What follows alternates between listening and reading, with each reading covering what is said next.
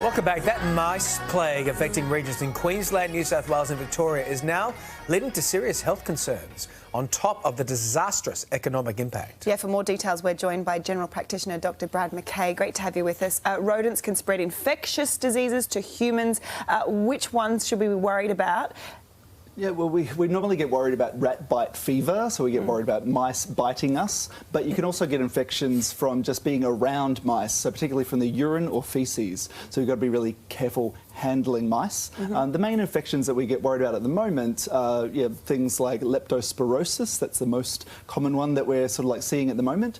There's also viruses, so lymphocytic choriomeningitis virus, always fun, and also like even simple things like Salmonella, Campylobacter, things that we normally see as food poisoning can be spread from. But this lepto one, you too. said manifests like a flu, so you just think you've got the flu, but you can actually die. Yeah, so a lot of people, like we're seeing escalating cases. So, for example, in New South Wales, we had about 6 cases about a year ago, and now we're only in June and we're seeing about 42 cases so far. So it's quite an escalation. So some people may just be feeling flu-y, so feeling like muscle aches and pains, tiredness, having a bit of a fever, bloodshot eyes. But if you've been around mice or around rats, and especially sort of if they've been swimming in your water tank or anything else, you need to be thinking about leptospirosis. And the thing is that it can be treated with antibiotics, and it can be well treated if we're catching it early enough, whereas with flu, people could just be staying at home thinking it's a virus, I don't need antibiotics. So we really need to be having our wits about us. So how easy is it to get? Yeah, so it's not massive numbers at the moment, but it's very easily spread. So if you're handling mice, or if you're not washing your hands after handling mice, that's a big problem. Leptospirosis particularly can get in through abrasions in your skin, cuts in your skin, but also through like your mucous membrane, so your nose and mouth.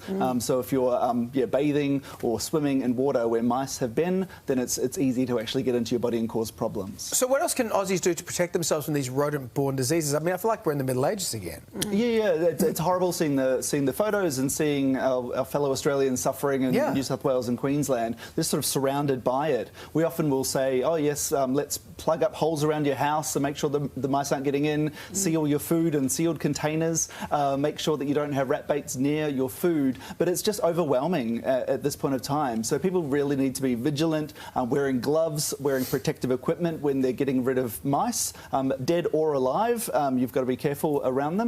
But also checking your water tanks regularly to make sure that they haven't been contaminated with mice, looking for mice droppings, those lovely signs as well. But it's horrendous, and there's no sign of it stopping anytime soon, unfortunately. And just feel for everyone going through it. But it's not just the physical effects that are a concern, also people's mental health. It's taking a toll on that. Yeah, like my skin just crawls thinking about it, but I'm not on the front line. So this is a major problem. People are feeling really helpless. So what's your advice to them? Well, certainly, like I'm very biased because I'm a general practitioner, but certainly talk to your general practitioner. There are availabilities with Lifeline as well, but make sure that you are keeping on top of your mental health too. So get in early, make sure that you're getting the support that you need, and there are sort of some financial funding that's coming from the government as well to help out with a lot of our Australians in need at the moment. Great advice, Dr Brad. Good to have you in. If you or anyone else needs help, you can always contact Lifeline, as Dr Brad said, and for support on 13 11 14.